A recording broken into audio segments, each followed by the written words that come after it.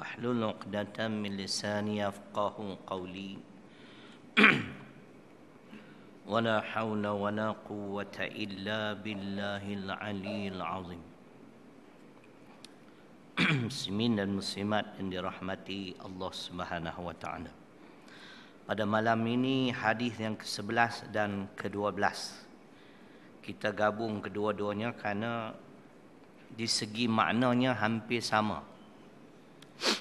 An Jarir bin Abdullah al-Bajali radhiyallahu anhu anin Nabiy sallallahu alaihi wasallam qala: Man sanna fil Islam sunnatan hasanatan falahu ajruha wa ajru man amila biha ba'dahu min ghairi an yanqusa min ujurihim syai'un wa man sanna fil Islam sunnatan sayyi'atan kana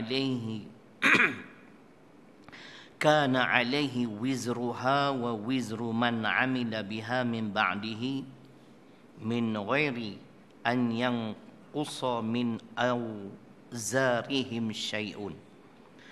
Diriwayatkan daripada Jarir bin Abdullah al-Bajali radhiyallahu anhu daripada Nabi sallallahu alaihi wasallam, baginda bersabda, sesiapa yang mengadakan ikutan yang baik dalam Islam, ia mendapat ganjaran amalan itu dan ganjaran orang yang mengamalkan selepasnya tanpa mengurangi sedikit pun pahala mereka.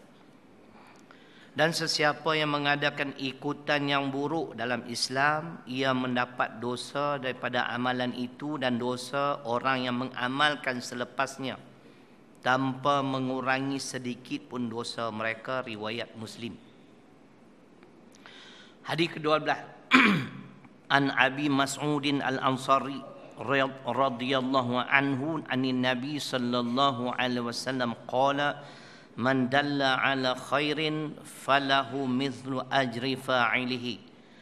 Diriwayatkan daripada Abu Mas'ud al-Ansari radhiyallahu anhu daripada Nabi sallallahu alaihi wasallam, baginda bersabda, sesiapa yang menunjukkan kepada kebaikan, ia mendapat ganjaran pahala seumpama pahala orang yang mengikutinya. Riwayat Imam Muslim.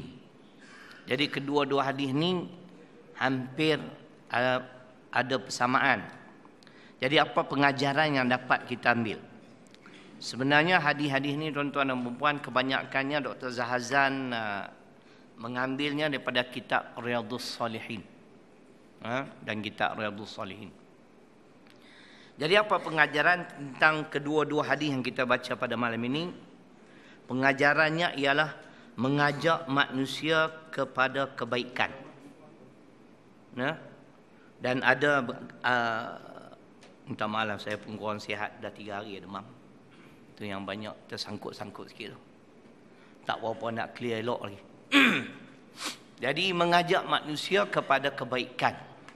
Kita melihat di dalam Al-Quran banyak ayat-ayat yang menyentuh soal yang sama. Di antaranya dalam surah Al-Maidah, Suratul Nahli surah ke-16 pada ayat 125. Ini dalil yang kita boleh kaitkan. Bahkan Imam Nawawi sendiri kaitkan dalil ini kepada kedua-dua hadis yang saya baca tadi. Yakni Islam senantiasa menganjurkan manusia ini perlu diajak kepada kebaikan, kepada pengabdian diri terhadap Allah Subhanahu wa taala. Firman Allah Subhanahu wa taala, "Ud'u ila sabili rabbik bil hikmah wal mau'izatil hasanah wajadilhum billati hiya ahsan." Sadaqallahu nazim. Saya sengaja baca ayat ni panjang sikit sebab saya nak sebut dakwah tu ada 3 peringkat.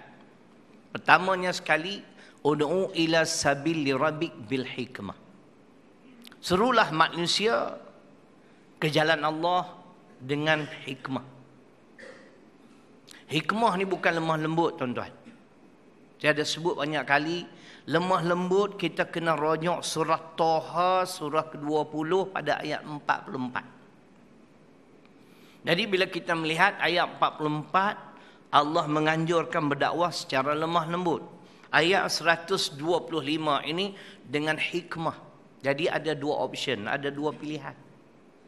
Saya pilih hikmah. Hikmah ni apa dia tuan-tuan? Hikmah ini ialah perkataan yang tegas dan benar, yang dapat membezakan di antara yang hak dengan yang batil. Ini mengikut tafsir Arab Saudi pada muka surat 421. Mengikut tafsiran ulama kerajaan Malaysia, tafsir pimpinan Ar-Rahman Keluaran Jabatan Perdana Menteri, cetakan Rumi pada muka surat 668. Hikmah ialah penjelasan yang tepat dan betul berdasarkan dalil dan bukti yang menerangkan kebenaran dan menghapuskan kekeliruan. Tuan-tuan dengar, mana ada sebut lemah lembut? Tak ada sebut lemah lembut pun. Sebab lemah lembut surah Toha ayat 44. Nah, yang saya bahas ini, saya pilih cara berdakwah yang hikmah. Mesti tegas. Tegas makna kafir kata kafir lah, senang. Zalim kata zalim. Tapi kita mesti benar dalam dakwaan kita. Apa dalil? Contoh GST. Dia kata tiap-tiap malam ustaz datang mesti lanyak GST. Saya bukan nak lanyak, nak bagi faham. Orang di Terengganu tanya saya bulan lepas, Ustaz, apa hukum kerajaan melaksanakan GST? Saya kata haram. Sila nyatakan dalil. Saya kemukakan dalil. An-Nisa 29. Ya ayyuhalladzina amanu la ta'kulu amwalakum bainakum bil batil. Itu dalil. Ini kata hikmah. Bila kita menyatakan ianya haram, tapi disokong dengan dalil Quran. Wahai orang-orang yang beriman, janganlah kamu mengambil harta atau memakan harta di antara kamu secara batil. GST ni kerana dia juga dikenakan ke atas orang golongan miskin. Itu yang tak betul tu. Golongan miskin ni golongan yang tuan-tuan bersedia maklum, termasuk dalam surah At-Taubah ayat 60, asnaf yang sepatutnya diberi zakat, bantuan. Nampak tuan-tuan? Alasan Majlis Fatwa bulan Oktober tahun lepas mengeluarkan fatwa harus kutip GST, kerajaan harus melaksanakan GST atas alasan maslahah negara. Demi untuk kebaikan negara. Kita tak boleh terima sebab negara kita hari ini setiap tahun laporan audit menyebut banyak berlaku ketirisan. Tahu ketirisan, syirik birit. Kan? Projektor harga 5,000, dia charge 50,000. Dan banyak berlaku pemborosan. Kata kalau atas alasan ini kita tak boleh terima. Sebab corrupted. Kan? Bukan kurap, tuan-tuan. Ini di antara alasan kita tak boleh terima. Imam Nawawi tidak menyokong. Itu Sultan dia berhasrat mengutip cukai sebagai persiapan untuk menghadapi peperangan. Nak perang ni, negara nak perang ni. Apa kata Imam Nawawi? Tuan-tuan boleh rujuk dalam di 40 Syekh Mustafa Abdul Rahman. Dia kata sebab tuanku ni hidup kaya raya. Siap dengan jet baru beli lagi. Kan? Beg tangan pun mahal isteri dia punya. Kan? Gundik-gundik tuanku pun hidup kaya raya. Kumpul semua kekayaan yang tuanku miliki yang tak cukup baru diambil daripada rakyat. Tu, nak perang. Hari ni Pak Said, hutang negara sudah mencecah 840 bilion. Latestnya lah, yang paling latest. Kita tak bimbang lah tuan-tuan. Ini kata hikmah lah, bukan keras. Kan? Kita bercakap atas dasar fakta. Ada dari Quran yang mengharamkan kita mengambil harta di kalangan kita secara batil. Dia orang miskin. Kan? Ini tak betul. Baik. Jadi maknanya hadis yang kita baca pada malam ini di antaranya mengikut pandangan Imam Nawawi rahimahullahu taala ialah mengajak manusia ke arah kebaikan. Ayat saya baca tadi surat An-Nahl ayat 125 mengajar kita pula tuan-tuan dan puan-puan, dakwah ni dia ada 3 peringkat. Pertamanya ialah menyeru manusia ke jalan Allah dengan hikmah. Kalau gagal, kan? Plan A gagal, kita masuk plan B. Wal mau'izatil hasanah. Kita jadikan pengajaran yang baik, contoh kepada orang yang kita ingin serukan kepada Islam. Hari ni orang nak ikut macam mana? Kita pun tak amal ajaran Islam. Betul tak? Kita nak kena jadikan contoh pengajaran yang baik bermula daripada kita sendiri. Kalau plan B pula gagal, wajadilhum billati hiya ahsan, berdebat tapi dengan baik. Muzakarah dengan baik. Ini peringkat dakwah. Ya? Baik. Kemudian dalam dalil-dalil yang lain dalam surah Al-Maidah ayat kedua, bagaimana Islam menganjurkan supaya umat manusia ni wa ta'awanu 'alal birri wat taqwa. Dan tolong menolonglah kamu dalam perkara-perkara kebaikan dan peningkatan ketakwaan. Tengok Islam anjur tuan-tuan.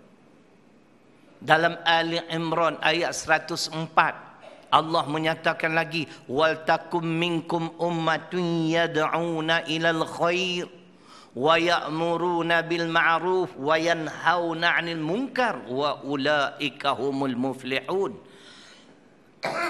Dan hendaklah ada di antara kamu ataupun di kalangan kamu satu jemaah Islam yang kerja mereka ialah menyeru kepada kebaikan. Menyeru kepada kebaikan. Apa yang dikatakan kebaikan? Menyuruh kepada yang ma'ruf, dalam masa yang sama mencegah kemungkaran, dan mereka lah kata Allah golongan yang beruntung. Jadi 3 ayat ni diletakkan oleh Imam Nawawi dikaitkan dengan kedua-dua hadis. Baik. Dalam Al-Quran, tuan-tuan tengok, di antara pengajaran yang dapat kita ambil pada malam ini, hadis ke-11 dan ke-12 ialah pertamanya perintah untuk melakukan kebaikan dan membimbing orang kepada kebaikan. Ini kata para ulama. Perintah untuk melakukan kebaikan dan membimbing orang kepada kebaikan. Dan perkara ini selalu disebut dalam Quran setiap hari Jumaat. Kebaikan ni ialah ihsan. Kalau tuan-tuan solat Jumaat lah, kan? Setiap minggu, esok Khamis, lusa. Setiap Jumaat pada khutbah yang kedua, ibadallah, innallaha ya'muru bil adli wal ihsan wa ita'idil qurba ila akhir. Surah An-Nahl surah ke-16 ayat 90. Allah memerintahkan kamu, menyuruh kamu pertamanya berlaku adil. Lawan pada adil tu zalim lah. Selagi undang-undang Islam tidak tertegak, selagi itu tuan-tuan keadilan tidak akan wujud, percayalah. Saya nak buat contoh. Contoh 2 bulan lepas, ahli parlimen Lembah Pantai, yang berhormat Nurul Izzah, ketika mengambil bahagian dalam majlis parlimen, Pak Said, keesokan harinya beliau dipanggil lapor diri ke balai polis kerana ada laporan tentang beliau ketika membahaskan sesuatu dalam majlis parlimen tersebut. Dan beliau didakwa di bawah akta hasutan. Ni undang-undang haprak ni tuan. Tuan-tuan tahu kenapa saya kata haprak? Karena mengikut Perlembagaan Persekutuan 63/2, seorang ahli parlimen tidak boleh didakwa di mana-mana mahkamah ketika mengambil bahagian dalam majlis parlimen. Saya bukan lawyer, tapi saya reti apa yang saya bercakap. Kan? Kita bukan cakap Quran hadis je. Undang-undang dunia ni pun kena reti juga tuan-tuan. Kalau tidak orang main kita. Faham tak saya? 63/2 ni merupakan immunity kepada ahli parlimen. Mereka boleh cakap apa saja dalam parlimen. Tapi kalau cakap di luar parlimen, boleh dia ambil tindakan. Ini tidak. Sebab tu setiap hari Jumaat Allah memerintahkan, memperingatkan kita, innallaha ya'muru bil adli. Nah, Allah memerintahkan kita supaya senantiasa berlaku adil. Faham tuan-tuan? Jangan berlaku zalim.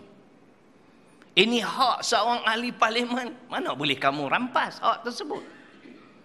Kita nak tengok sama ada kerajaan nak dakwa atau tidak seorang datuk yang mengadakan protes di Taman Medan pada 19 April 2015.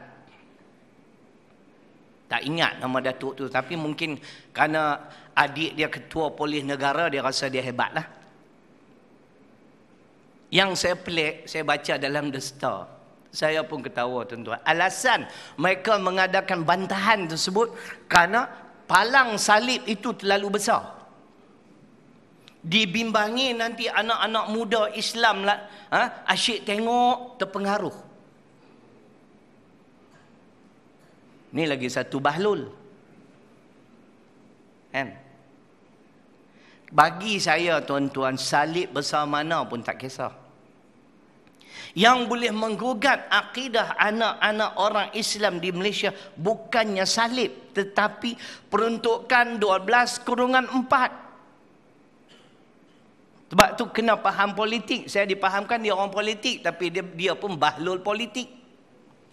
12/4 menyebut agama bagi seseorang yang berumur kurang daripada 18 tahun adalah ditetapkan oleh ibu bapa atau penjaganya. Inilah tuan-tuan peruntukan yang menyebabkan Nur Aisyah Bukhari tukar agama. Siapa-siapa pun tak boleh buat apa, percayalah. Saya nak recall balik kenapa di antara faktor penyingkiran Tun Saleh Abbas, kerana beliau cuba mempertahankan akidah seorang gadis Tionghoa yang memeluk agama Islam tetapi umurnya kurang 18 tahun. Dia masuk Islam terlalu awal. Jadi Tun Saleh Abbas sengaja melewat dan melambatkan kes tersebut. Sebab dia dah Islam, bila genap 18 tak boleh nak buat apa dah. Akhirnya si bapa tu cerdik. Dia minta siapa dia? Perdana Menteri ketika itu. Dr. Mahathir Mohamad rahimahullahu taala. Sebab dia pun sekarang geng kita dah. Dia geng saya dah, cuma tak ceramah dengan saya lagi. Jadi Dr. Mahathir minta supaya disegerakan kes tersebut dan anak gadis tersebut kembali ke agama asalnya tuan-tuan. Kerana undang-undang kata 18 tahun. Ini yang patut dibimbangi oleh datuk tersebut. Bukan salib tuan-tuan. Apa kata kalau orang bukan Islam pula petikai? Masjid kita ni besar-besar sangat, dari jauh dah nampak kubah dia dan sebagainya. Dia punya ni kan. Nanti habis semua masuk Islam. Kita nak jawab apa pula? Betul tak? Dalam Quran, Tuhan ajar lama dah. Cuma kita ni tak suka dengar majlis ilmu. Dengar pula Ustaz Syaril Long. Lagi dia tak mau main. Yang confirm main, Haji Roslan. Dia main lah. Peminat setia dulu, kini dan selamanya. Tapi tak nampak muka duduk kat mana pula tu. Awak kat mana? Awak kat mana? Kan? Saya bercakap ni kata hikmah lah ni. Saya bercakap dalil. Bukan sekadar Quran. Saya bercakap dalil dunia. 12 kurang 4. Saya cakap Quran. Wala tasubul ladzina yad'una min dunillah fayasubbullah. Al-An'am surah ke-6 ayat 108. Dan janganlah kamu mencerca atau menghina sembahan-sembahan mereka selain daripada Allah. Nanti mereka pula menghina atau mencerca Allah. Tengok Pak Said, Islam lama dah ajar. Dan benda ni pun ada dalam Perlembagaan Persekutuan 3.1 yang menyebut dengan jelas agama Islam adalah agama bagi persekutuan, dan agama-agama lain boleh diamalkan secara aman dan damai di mana-mana bahagian persekutuan. Ini lagi satu tuan-tuan yang perlu kita fahami. Sebab tu kerajaan Kelantan berhasrat nak laksana hudud, sepatutnya parti gerakan tak boleh saman. Ini hak kami sebagai orang Islam. Hak kamu pun dalam ni juga. Kamu amallah ajaran yang kamu yakini benar. Kami tak boleh ganggu agama kamu, kepercayaan kamu. Kamu jangan ganggu apa yang kami yakini, yang kami nak amal. Faham tuan-tuan? Waktu politik ni kena masuk dalam kuliah. Kalau lurus saya habis bengong tuan-tuan. Betul. Kan sombong. 3 kali polis datang cuba ganggu ceramah saya. Dia orang balik. Saya berhujah macam-macam, dia tak boleh pergi. Saya kata, Datuk ni faham ke Perlembagaan Persekutuan? Oh, dia dah panik lah. Siapa dia ni? Saya bawa sikit pada Gani Patai lah. Kan? Aku pun tahu undang-undang, hampa jangan duk kelentong aku. Ini hak aku sebagai warga negara. Tengok betul muka saya. Bangla kah?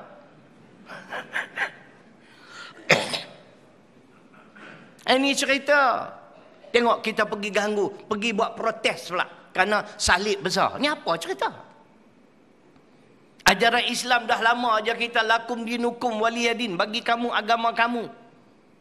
Bagi kami agama kami, bagiku agamaku. Ini cerita contoh tuan-tuan. Jangan buat zalim kat orang. Kan? Kita nak tengok sama ada si fulan tadi akan didakwa atau tidak di bawah akta hasutan. Kan? Sekarang dah ada 2 dah, akta hasutan, lagi satu pota. Pota ke auta tak tahulah. Nampak macam auta ya. Kan? Dia panggil apa? Prevention of Terrorist Act. Kan? Pota. Itu cerita dia tuan-tuan. Soal politik ni kena masuk. Tambah pula dalam khutbah lagi kena masuk tuan-tuan. Bagi orang faham. Ada seorang bekas JKK di Kedah tuan-tuan. Selama saya khutbah jemaat, dia tak pernah bersalam dengan saya. Tapi akhirnya dia pun tak tahan lah. Dia kena salam dengan Tok Guru. Dia kata apa yang Ustaz cakap memang betul lah. Dia dah dapat kesedaran lah. Kita ni takut sangat. Takut. Saya macam kuliah ceramah bukan semua orang dengar. Kalau tengok tadi maghrib ramai. Kan? Bila kuliah separuh balik pulang. Tapi khutbah jemaat semua ada. Silat-silat najib pun ada. Lagi sedap kalau dia ada. Tapi saya belum nasib baik lagi lah. Dia belum hadir. Saya punya baru-baru ni ada seorang bekas timbalan menteri. Alhamdulillah. Saya tengok-tengok dia ada. Masya Allah. Hari ni A lah untuk kamu. Yang dia paling terperanjat tuan-tuan dan perempuan. Sebab lepas habis kuliah saya pergi jumpa dia. Saya sebut nama dia. Panggil nama dia penuh. Ustaz tahu ke siapa saya? Ayat Quran saya ingat takkan manusia. Saya tak ingat ceroy saya kata. Baru dia ada akal. Ustaz ni bagi kau-kau hari tu tuan-tuan dalam Quran hadis, Quran hadis, Quran hadis, biar dia dengar. Bukan kita nak sombong. Ini ceritanya. Dalam ayat surat An-Nahl, innallaha ya'muru bil adli. Pertamanya Tuhan suruh kita berlaku adil. Walaupun terhadap diri sendiri, terhadap family, keluarga, begitu juga terhadap musuh. Saya dah baca selalulah. Wala yajrimannakum syana'anu qaumin ala alla ta'dilu i'dilu huwa aqrabu littaqwa. Al-Maidah ayat ke-8. Dan janganlah kerana kebencian kamu terhadap satu kaum sehingga kamu tidak berlaku adil. Berlaku adillah, kerana adil itu hampir kepada takwa. Itu cerita. Yang kedua, wal ihsan. Ini yang kita nak cerita ni. Hadis pada malam ini memang mengajar kita supaya kita menyuruh manusia supaya suka melakukan ihsan, yakni kebaikan. Ihsan terbahagi kepada dua, kata ulama. Pertama, ihsan kita terhadap pencipta kita dengan Allah. Contoh macam mana tuan-tuan? Makna kita perlu berusaha supaya amalan-amalan yang kita kerjakan ini sehingga sampai ke tahap yang terbaik. Itu ihsan. Contoh, saya dah boleh baca Quran, lancar baca Quran, tapi mungkin di segi sebutan, kan, di segi makhrajnya tak bagus. Saya belajar sehingga saya boleh baca Quran dengan sebaik-baiknya. Kalau kata takdir masuk tanding tilawatul Quran silat-silat Johan Malaysia, itu ihsan. Asal kita boleh baca, tapi kita berusaha memperbaiki mutu bacaan kita. Segi panjang pendeknya hukum semua kita tahu. Itu ihsan kita dengan Allah. Ihsan di sini, ihsan makhluk sesama makhluk. Yang ni kita nak bahas pada malam ni. Tapi minta maaf, saya tak ingat dalam kitab Arab mana saya bertemu dengan poin ni. Tapi yang pastinya memang dalam kitab Arab. Saya tanya guru saya pun dia tak boleh ingat. Tapi hari itu kami bincang dua orang tentang ni. Saya pun berbincang juga tuan-tuan. Saya pun tak ada kitab juga. Bukan datang kat tuan-tuan baca suka-suka tu, tidak. Ihsan makhluk sesama makhluk ni ada 5 di antaranya. Pertamanya, kata ulama, kita mengajak manusia supaya memanfaatkan harta. Kita mengajak umat manusia supaya memanfaatkan harta mereka. Selalu dah kita sebut tuan-tuan, setiap sen yang kita belanja pada jalan Allah, kita jangan rasa rugi. Saya dah mula sejuk ni, tu yang susah tu. Tak apa. Boleh slow down sikit boleh, no? Off sikit boleh? Off. Nanti kalau saat lagi dah terlalu sejuk tuan-tuan, saya kata GST halal pula. Muka boleh kira kan ni ustaz ni kan. Dia tak sihat, tak sihat, dia cakap keluar ikut suka dia ya. Kan? Okey. Buka kipas tak apa kalau tuan-tuan panas. Setiap sen yang kita belanja kepada jalan Allah tak sia-sia tuan-tuan. Saya nak bawa 3 contoh ayat Quran. Al-Baqarah 261, Suratun Nahli 96, Sabah 39. Cukup dengan 3 dalil ni cerita kelebihan kita menginfakkan, kita menafkahkan harta benda kita pada jalan-jalan kebaikan ataupun kebajikan. Mathalul ladina yunfiquna amwalahum fi sabilillah kamathali habbatin ambatat sab'a sanabila fi kulli sumbulati mi'atu habbah wallahu yudha'ifu liman yasha wallahu wasi'un alim. Al-Baqarah 261. RM1 yang kita melabur di sisi Allah, ganjarannya RM700 tuan-tuan. Makna 700% kita tak nampak sekarang, tapi kita bakal kaut keuntungan ini bermulanya di alam barzah. Percayalah. Mana ada bank pun tak boleh bagi 700% tuan-tuan. Betul tak? Tabung haji pun 6.25% kah? Kan? KWSP 6.65%. Paling tinggi yang saya pernah dengar, orang bagi 25% sidik sigar raga.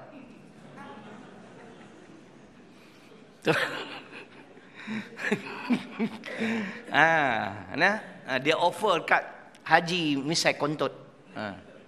Tapi bila dia dah kena lelong, haji tu pula offer dia 30%. Kerana engkau lah aku jadi begini. Kan? Allah nak bagi 700%. Dalam suratul Nahli ayat 96. Ma indakum yanfadu wa ma indallahi baq. Apa yang ada di sisi kamu habis, apa yang ada di sisi aku kekal. Kita pegang tu sudah tuan-tuan. Kan? Percayalah, yang kekal itulah yang bakal membantu kita bermula di alam barzakh. Yang ketiga, wa ma anfaqtum min syai' fa huwa yukhlifu wa huwa khairur raziqin. Sabah ayat 39. Dan apa-apa sesuatu yang kamu belanjakan pada jalanku, aku akan memberi ganti, dan Allah lah sebaik-baik pemberi rezeki. Ayat ni yang menariknya ditafsir oleh Dr. Suqadawi. Beliau kata, yang Allah nak beri ganti itu tidak semesti dengan harta benda atau wang ringgit, tetapi Allah bakal menggunakan hidayah dan taufik kepada orang-orang yang senantiasa menafkahkan harta bendanya di jalan Allah. Contoh yang paling baik tuan-tuan, macam tuan-tuan laku dan tuan-tuan amalkan selama ini. Macam mana? Lepas kuliah saya bentang sejadah. Jangan lupa nah. Tuan-tuan bagilah nah. Lagi sekarang saya dah tengok dah secara betul-betulnya, figure yang betulnya, kami ada 40 orang staff, seorang dia cuti panjang sikit sebab dia uzur. Mana ada 44 staff, pelajar lebih kurang 200 menengah dan rendah. Yuran yang kami pungut hanya sekitar 15,000, tetapi perbelanjaan tuan-tuan, gaji, allowance campur KWSP 50,000. Mana setiap bulan saya terpaksa mencari 35,000 tuan-tuan. Kan? Jadi kelangsungan Tahfiz Mutmainah ni di tangan tuan-tuan dan perempuan. Kalau tuan-tuan dan perempuan tak bagi pun, saya tak boleh nak buat apa. Saya cuma war-warkan sahaja. Kan? Kalau ianya berjalan lancar, tuan-tuan dapat ganjaran pahala, bukan saya. Saya pun dapat juga sebab saya di segi tenaga, tuan-tuan di segi harta. Yang tu kita ajak umat Islam manfaatkan harta kita. Kerana harta akan ditanya dari sumber mana kamu perolehi, ke mana kamu belanja. Ini dalam hadis riwayat Tirmizi tuan-tuan. Jadi yang pertamanya, memanfaatkan harta itu dikatakan ihsan. Berbuat baik sesama makhluk, yakni dengan memanfaatkan harta benda kita. Yang kedua, manfaatkan ilmu. Ilmu, sama ada ilmu dunia ataupun ilmu agama, tidak terbatas pada ilmu agama sahaja. Hari ini sesiapa yang berjaya, kerana dia yang telah berjaya memudahkan segala urusan-urusan orang-orang yang belajar ilmu agama. Sebagai contoh, nak cari ayat ni, okey, tafsiran ni bunyi apa, ulama ni kata apa, masuk internetnya kan semua keluar. Oh, dia dapat pahala tuan-tuan, walaupun itu ilmu-ilmu dunia. Nampak tak?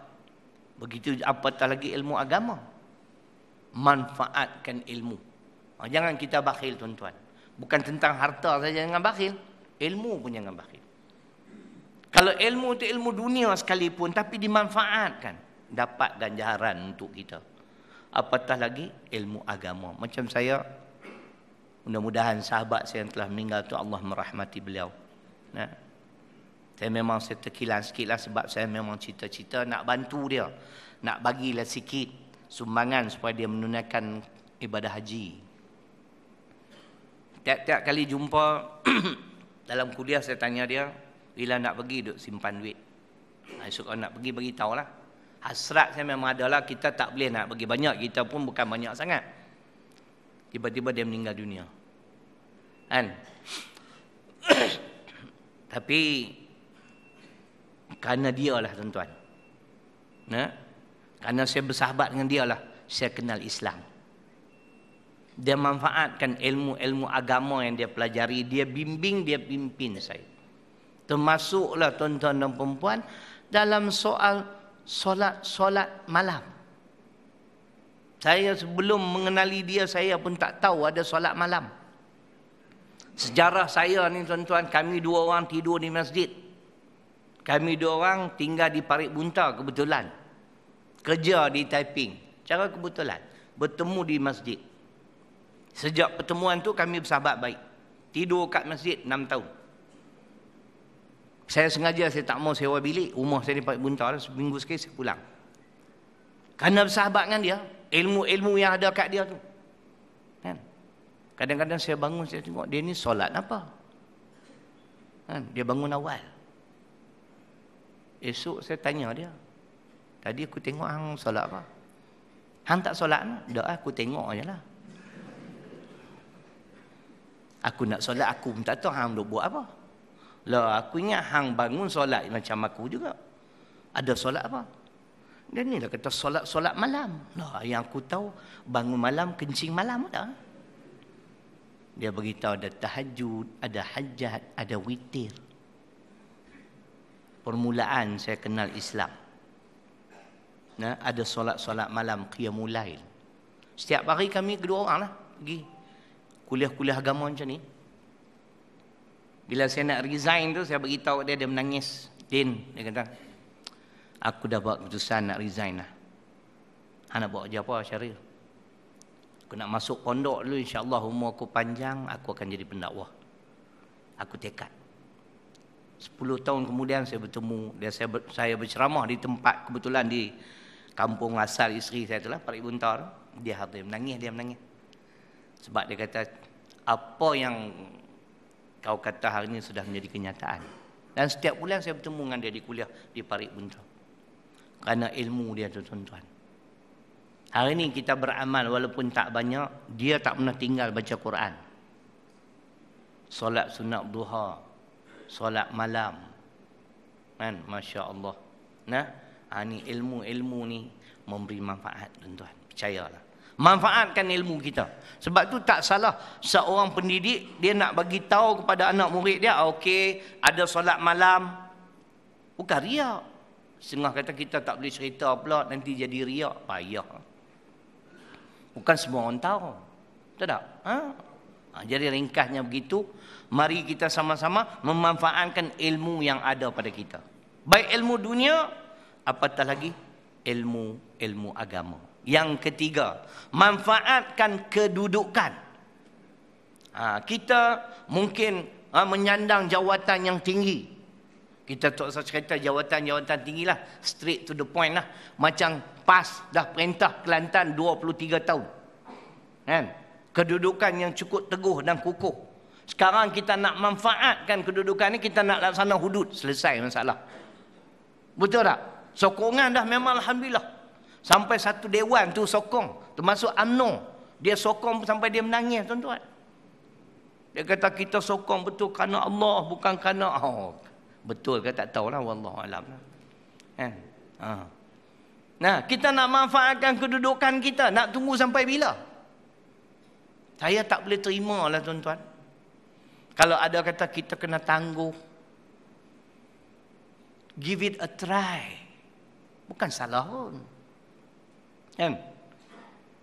Masalah orang bukan Islam, kita dah bagi tahu banyak kali. La ikraha fid din. Al-Baqarah 256, tak ada paksaan dalam agama. Fa in ja'uka fahkum bainahum au a'rid anhum. Maka sekiranya mereka datang pada engkau wahai Muhammad, hukumlah di antara mereka atau berpalinglah daripada mereka. Zaman Nabi sallallahu alaihi wasallam ada orang bukan Islam sudi dihukum dengan undang-undang Islam. Dan ada yang tidak mau dihukum dengan undang-undang Islam. Bila mereka tak sudi, maka pulangkanlah mereka kepada ajaran agama mereka. Mereka diberi pilihan. Yang kita bimbang sangat, kenapa? Pak Syed. Pak Syed. Yang takut kat wuduk ni siapa dia, tuan-tuan? Siapa dia? Penyamun. Betul. Tepat tu. Penyamun tu nama apa, tuan-tuan? Lah, tuan-tuan tak tahu. Badan dan nyawa. Badan tu B, nyawa tu N. BN lah. Tengok nujum 4 belalang tu. Penyamun 2 ekor tu lah. Penyamun-penyamun ni yang takut kat wuduk ni. Saya dah sebut banyak kali. Kalau saya bukan seorang penyamun, bukan seorang perompak, saya tak bimbang. Saya drive kereta License ada, insurans ada, road tax ada. Apa yang nak bimbang? 10 kali roadblock pun tak ada masalah. Yang masalah ni, tak ada road tax. License nak expire, mampus lama dah.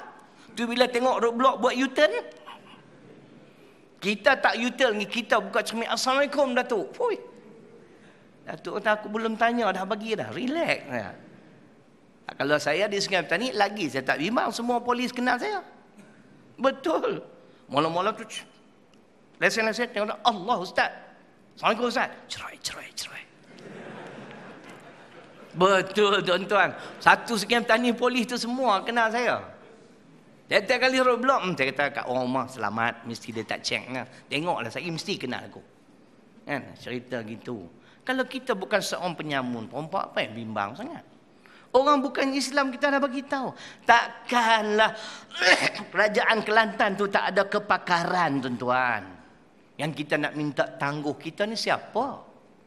Tuan-tuan kena ingat, setiap jurusan ilmu itu ada ahlinya. Kan? Ada ahli dia. Dia tahu kau ni bidang ni, kau ni bidang ni. Kita gabung semua untuk kebaikan Islam dan umat Islam. Jadi makna nak memanfaatkan kedudukan yang ada.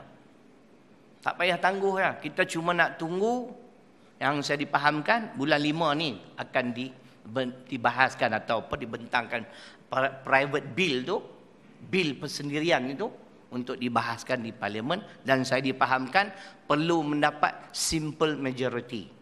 Makna 112 orang lah kan.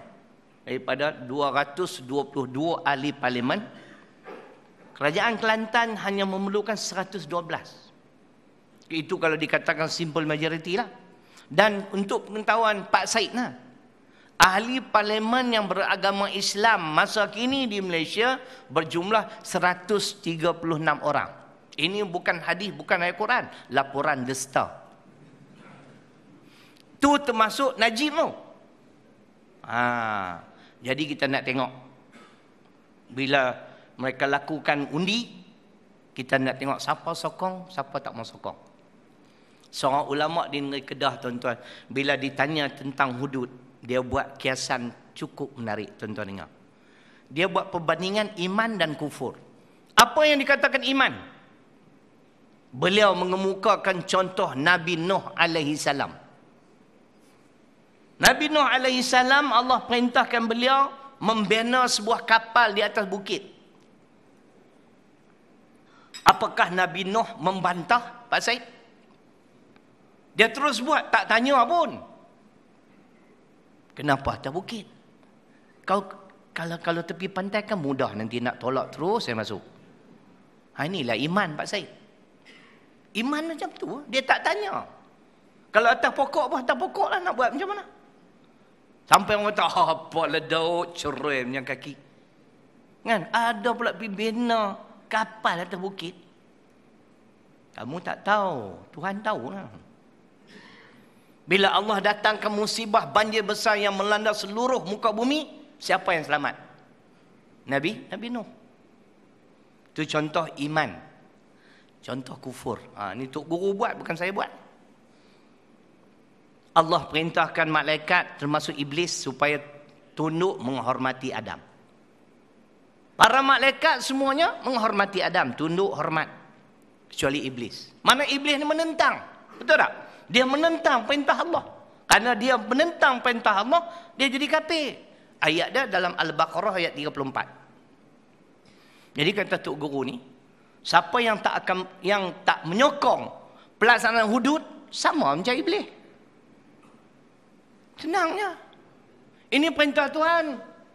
Tuan-tuan nak tahu kewajipan melaksanakan hudud? Saya boleh baca. An-Nisa 105, Al-Ma'idah 49, Al-Jasiyah ayat 18. Itu semua dalil-dalil qat'i, wajib.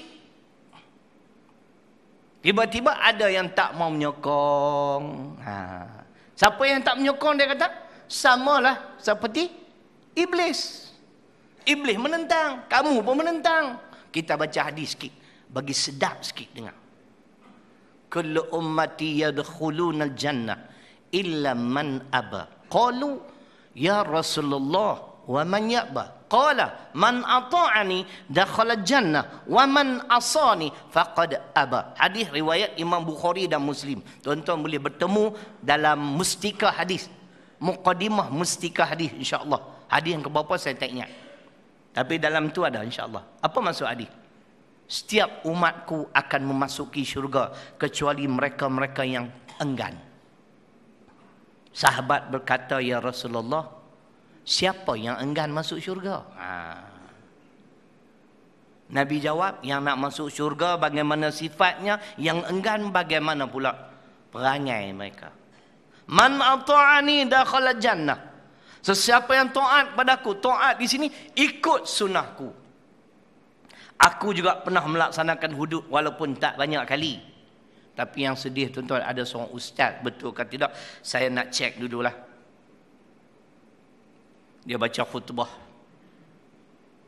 di belah Ampang kot. Dia kata hudud ni 1% pun tak sampai dalam Quran. Yang sibuk sangat nak laksana, kenapa? Yang kita faham tuan-tuan, saya pun belajar juga melalui tuk-tuk guru. 1 huruf pun kalau kita tolak kafir. Ini bukan 1 huruf tuan-tuan, 6 ayat hudud. 1 huruf pun jadi kafir kalau kita tolak. Tapi kalau ustaz pula bercakap nada tu cerai, ni yang ramai orang jadi keliru.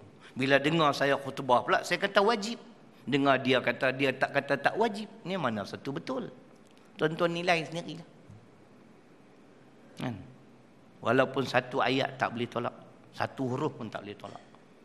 Siapa yang taat? Taat mana? Yang mengikuti ajaranku. Aku pernah laksana hudud. Sila rojoklah Riyadhus Salihin jilid kedua. Memang ada. Nabi potong tangan seorang wanita yang mencuri. Kan? Orang yang berzina dia pernah direjam. Kan? Waman asani. Sesiapa yang menentang. Derhaka ni makna menentang. Termasuklah tuan-tuan memperlekeh-lekehkan atau menghina undang-undang Islam. Faqad aba, maka sesungguhnya mereka inilah yang enggan, yang tidak mau masuk syurga. Itu hadis Bukhari. Jadi kita tunggu dan lihatlah bulan 5 ni macam mana keadaan. 136 orang. Kan? Saya ingat yang tak mau sokong tu senang je. Dia tak hadir hari tu.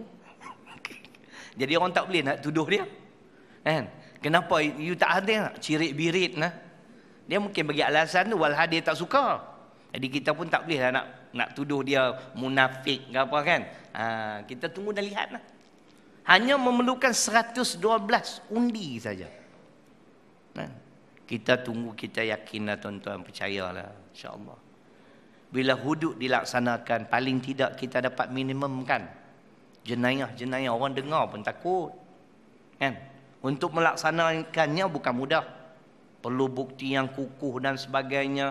Nah, siasat habis-habisan. Bukan senang tuan-tuan. Cuba ada hudud.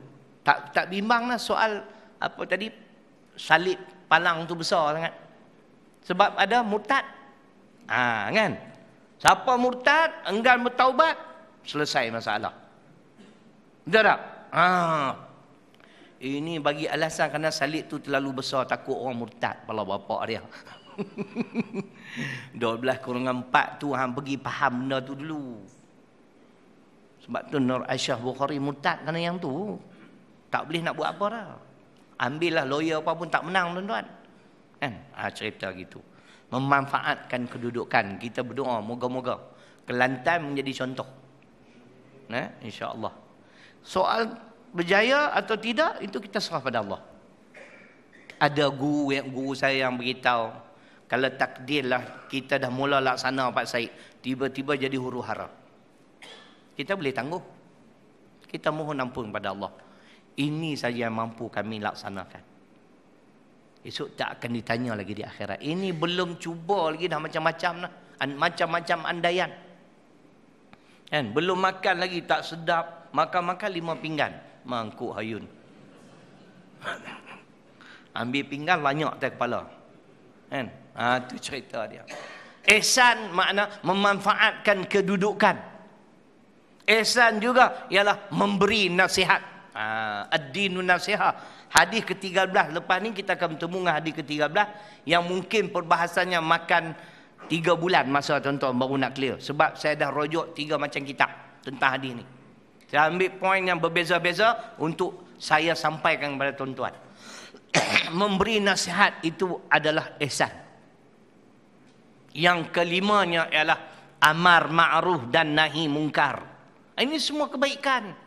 Kita mengajak manusia kepada yang ma'ruf, mencegah segala bentuk kemungkaran. Itu yang saya sebut tuan-tuan, malu kita kepada kerajaan Singapura. Kerajaan Singapura sepatutnya bulan Mac yang lalu telah menjadi tuan rumah kepada Festival Future Music Asia di Singapura. Tapi kerajaan Singapura mengharamkan program tersebut kerana mereka bimbangi perkara yang sama akan berulang sebagaimana yang berlaku di negara kita tahun lepas pada bulan Februari 2014. Festival Future Music Asia telah diadakan di Stadium Bukit Jalil yang mengorbankan 6 nyawa remaja tuan-tuan kerana terlibat mengambil dadah. Tengok. Kerajaan Singapura pun tak bagi buat. Dan saya dipahamkan, arak di Singapura kan, dia ada limited area ke apa. Dia ada kawasan, tu kerajaan kafir. Kita kerajaan Islam ni. Macam-macam Islam. Islam liberal kita, Islam Hadari, Islam turun kereta naik lori. Semua ada. Malu kat kerajaan kafir tuan-tuan. Kan? Tu cerita dia. Amar ma'ruf nahi mungkar ni wajib tuan-tuan. Ni kita buka ruang lagi. Mereka tak mau perkara yang sama berlaku di negara mereka. Sebab tahun lepas 4 remaja meninggal dunia di Stadium Bukit Jalil.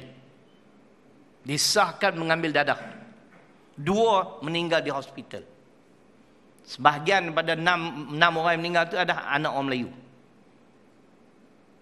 Tuan bayangkan tengok, ada daripada datang pada Pahang. Bagi tahu nak pergi ziarah rumah kawan. Rupanya dia attend program tersebut. Dia di antara mangsa dadah. Budak perempuan kalau tak salah saya. Itu cerita dia tuan-tuan. Kita maukah benda-benda macam ni? Sekarang tenat kita ni tuan-tuan. Anak-anak orang Melayu memang teruk ni. Kalau di kawasan saya ni, saya ke Sungai Petani, jalan ke Padang Serai tu. Sekarang dia orang dah buat lebuh raya baru tuan-tuan. Jalan tu 3 km memang straight road. Hari-hari tuan-tuan. Racing. Kan? Dengan saya sekali pun racing lah. Kan? Motosikal semua tuan-tuan angkat tayar. Ya Rabbi. Tak ada anak orang India. Tak ada anak orang Cina. Orang Melayu semua. Dah 3 orang lah mati. Tak serik-serik. Tolonglah kita pakat-pakat jagalah anak-anak cucu kita ni tuan-tuan. Strict sikit lah. Saya dipahamkan Morning Paper kata, kerajaan nak buat undang-undang kot, JPJ nak buat undang-undang baru. Akan saman ibu bapa yang membenarkan anak-anak dia yang tak berlesen tonggang motosikal ataupun pandu kereta ke apa. Saya setuju. Sebab saya didik anak-anak saya macam tu. Saya tak bagi dia orang naik motosikal saya. Tak ada lesen tak boleh. Kan? Kalau nak belajar ke depan rumah boleh. Keluar tak boleh. Takut tuan-tuan nanti dia langgar orang. Kan? Orang langgar dia kita boleh tolak ansur. Kalau dia langgar pula UMNO pula. Tak rugi satu undi je. Ya nah, betul Pak Syed no? Itu cerita dia. Nah, kadang-kadang ada undang-undang yang wajib kita patuhi tuan-tuan. Nah, macam undang-undang tadi saya setuju. Amar ma'ruf nahi mungkar ini adalah ihsan. Baik. Dalam Quran tuan-tuan, mungkin lain kali saya hurai secara detail. Ni dalam kitab Arab. Mana Tuan Imam mana tu? Tuan Imam balik dah. Terima kasih Tuan Imam. Dan kitab Arab sekarang tak payah tengok kitab Arab, kitab yang Tuan Imam dan sahabat-sahabat hadiah kat saya tu. Nah, surah ke-48 surah Al-Fatah ayat 28. Ayat ni tuan-tuan tak ada dalam kitab tafsir lain, dia orang tak tafsir macam Syekh Abdul Rahman Nasir Saadi tafsir. Huwallazi arsala rasulahu bil huda wa dinil haq liyuzhirahu 'ala ad-dini kullih wa kafa billahi syahida. Yang bermaksud Allah Subhanahu wa taala yang mengutuskan yakni Muhammad sallallahu alaihi wasallam ke alam dunia ini untuk membawa dua perkara. Pertamanya ialah huda. Lain kali saya hurai apa dia huda. Sedap huraiannya. Ya. Wa dinil haq, dan agama yang benar. Agama yang benar, salah satu yang disebut oleh Syekh ialah ihsan. Islam saja tuan-tuan yang mengajar umat dia. Pertama yang dikatakan agama yang benar itu, yang pertamanya menitik beratkan soal keadilan. Yang kedua soal ihsan. Yang ketiga soal rahmah. Surah ni rahmah ke rahimah ke? Rahmah. Ha? Rahmah. Yang ketiganya rahmah. So kita tengok kitab Arab ni, oh poin dia cukup banyak. Salah satu ialah ihsan. Ingat tuan-tuan, agama yang benar mesti ada tiga. Pertamanya, agama yang menitik beratkan soal keadilan. Islam saja tuan-tuan. Kita boleh bagi contoh. Ketika Saidina Ali mendakwa seorang Yahudi mencuri baju besi dia. Betul tak? Kedua-dua mereka dihadapkan ke mahkamah. Dibicarakan. Ali kalah kerana Ali tak ada bukti untuk mensabitkan si Yahudi mencuri baju besi dia. Bila tak ada bukti. One is innocent until proven guilty. Tak ada bukti. Ali ketika itu khalifah. Khalifah tuan-tuan macam Perdana Menteri kan? Akhirnya si Yahudi itu dia kagum dengan keadilan Islam, dia memeluk agama Islam. Ali hadiahkan baju besi tersebut. Dia mengaku sebenarnya aku tak curi, cuma aku pungut ketika ianya terjatuh daripada kuda tunggangan kau. Kan? Itu cerita dia. Dan dia pakai baju besi, dia turun ke medan perang, dia gugur sebagai syuhada. Karena keadilan Islam tuan-tuan. Dia kagum sebab Ali khalifah boleh kalah. Ali kata kenapa? Oh, kalau khalifah di Malaysia mesti menang. Kan? Di Malaysia mana boleh kalah, tak ada bukti pun menang. Ni Mahathir dah duk asak ni, kisah Atantuya lah, 1 MDB lah. Kan? Saman lah dia. Kan? Dakwa lah dia, akta hasutan ke apa. Rumah ni dia ceramah pula tuan-tuan. Dia kata saya 22 tahun jadi PM, isteri saya tak pernah campur tangan.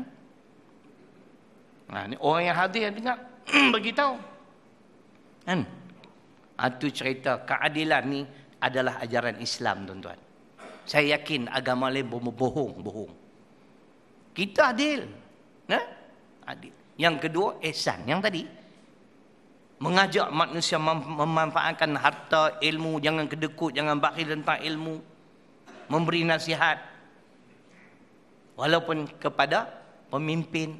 Lagi akan datang kita akan bertemu lah insya-Allah. Rahmat, kasih sayang, rahmah, masya-Allah. Kita dah cerita banyak kali ketika Richard the Lionheart cedera parah. Salahuddin Al-Ayyubi hantar doktor peribadi tuan-tuan, doktor personal doktor dia pergi ziarah. Tengok what's wrong with him. Tuan-tuan boleh bayang tak? Kata Dr. Hamka, bagaimana keadaan Richard the Lionheart ketika itu? Kerana musuh dia ada sifat rahmat. Hantar doktor peribadi. Dan Dr. Hamka menyebut catatan sejarah Barat tidak menafikan perkara tersebut. Kita boleh bayang musuh kita tiba-tiba hantar doktor peribadi. Kan? Karena Salahuddin Al-Ayyubi orang Islam yang beramal dengan isi kandungan Quran. Ini yang kata agama yang benar ni tiga tuan-tuan. Keadilan, ihsan, rahmah. Agama lain tak ada. Kalau ada, takkan pemeluk agama dia tergamak buat apa yang mereka lakukan hari ini. Betul tak? Kenapa mereka tak praktik? IS tu bukan orang Islam lah, saya yakin dan percaya.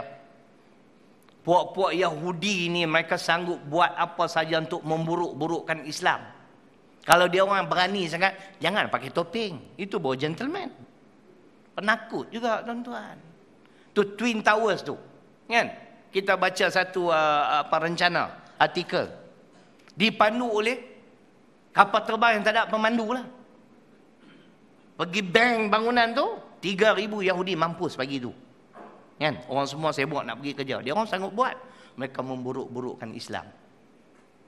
Islam agama rahmat. Rahmah. Musuh cedera parah pun kita hantar lagi doktor peribadi pergi ziarah, pergi tengok. Nampak tuan-tuan? Itu yang saya kaitkan surah Al-Fatah, surah ke-48 ayat 28. Baik, akhir sekali pengajaran yang dapat kita ambil daripada hadis pada malam ini, orang yang menjadi penyebab terjadinya kebaikan akan dilipat gandakan pahalanya, begitu juga sebaliknya. Macam sahabat saya tadi, saya jahil tentang Islam, dia pimpin, dia bimbing, sampai saya hari ini saya jadi macam ni, dia dapat ganjaran pahala. Saya beramal, dia relax, walaupun dia telah meninggal, apa yang saya amal, ganjaran untuk dia tetap ada. Begitu juga sebaliknya, kalau kita mengajak manusia ke arah keburukan, macam Tuan Guru Nik Abdul Aziz, kalau tuan-tuan nak percaya, percayalah, tak percaya sudahlah. Baru ni saya mimpi dia datang kat saya tuan-tuan. Beliau hanya naik kereta perodua kancil je. Kan? Beliau turun daripada kereta, kopiah putih, jubah putih, sebuah tongkat. Beliau senyum kepada semua yang ada pada hari itu. Termasuk saya lah, saya melihat dari jauh. Dekat lah, bukan jauh sangat. Dia senyum. Tak cakap apa. Saya tak pandai lah nak tafsir mimpi. Saya telefon seorang ustaz, sebab dia belajar di Yaman 11 tahun, dia memang belajar tentang tafsir mimpi. Okey, ustaz, malam saya mimpi ni Aziz. Dia tanya soalan tu, saya belum jawab, dia dah tanya. Dia datang pakai jubah putih atau tidak? Jubah putih. Tapi dia ada tongkat. Dia senyum-senyum, dia cakap apa? Tak cakap. Apa maksudnya? Dia suruh teruskan perjuangan kita. Itu maksud tafsir mimpi. Dia suruh kita ni semua teruskan perjuangan. Saya memang yakin lah, kita lawan pok-pok torut ni bukan salah. Memang betul lah. Dia yang merosakkan segala-galanya. Dia salah guna kedudukan, kuasa yang dia miliki. Betul tak? Kita tunggu dan lihatlah insya-Allah. Lepas tu baru ni saya mimpi lagi. Kerap sungguh. Takkan nak ajak saya balik sama apa? Kalau nak ajak balik, saya kata ajak mana dulu. Kan? Saya perjuangan belum selesai lagi. Kan? Baru ni mimpi sekali lagi. Dan datang dalam keadaan senyum juga tuan-tuan. Bukan saya nak kaitkan dengan saya nak kaitkan dengan almarhum tu sendiri. Ketika beliau naik jadi MB, di antara perintah beliau ialah iklan wanita dibolehkan tapi bersyarat tutup aurat. Semua orang tutup aurat, iklan naik, dia dapat pahala tak? Masya Allah. Tu tuan-tuan, sebab dia suruh benda yang baik. Semua orang ikut, dia ada kuasa. Kita tak pernah tengok pun iklan wanita di Kelantan dedah aurat. Ada? Tak ada kan? Sampai hari ini. Siapa yang tunjuk jalan? Dia. Dia dapat ganjaran pahala. Itu baru contoh. Sewaktu beliau memerintah, beliau yang mewujudkan tuan-tuan bulan solat. Bulan Rejab kita sambut Isra wal Mi'raj, beliau wujudkan bulan solat. Setiap daerah-daerah di Kelantan, masjid-masjid diberi peruntukan. Panjang bulan wujudkan qiyamul lail. Mendidik orang-orang Kelantan supaya mengenali ada solat-solat malam. Masya Allah. Ini contoh tuan-tuan. Sebab itu orang yang menyokong dia dulu dapat ganjaran tak?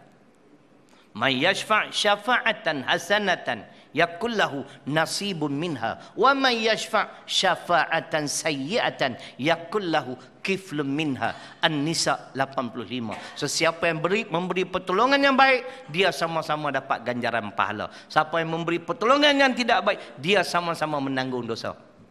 Macamlah apa yang disyarahkan oleh para ulama dalam kitab Riyadhus Shalihin. Khair sekali, seorang Muslim hendaklah menjauhi ajakan-ajakan yang menyesatkan dan menjauhi teman-teman yang buruk. Ini ajaran dalam hadis yang kita baca. Pastikan kita tidak menyesal di akhirat.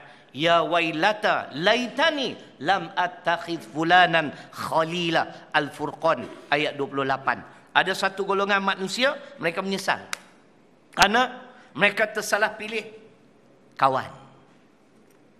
Celakanya aku, andai kata kalau dahulunya aku tidak mengambil si fulan itu sebagai kawanku. Al-mar'u ala dini khalilihi falyanzur ahadukum man yukhaliqu lilu. Hadis riwayat Tirmizi.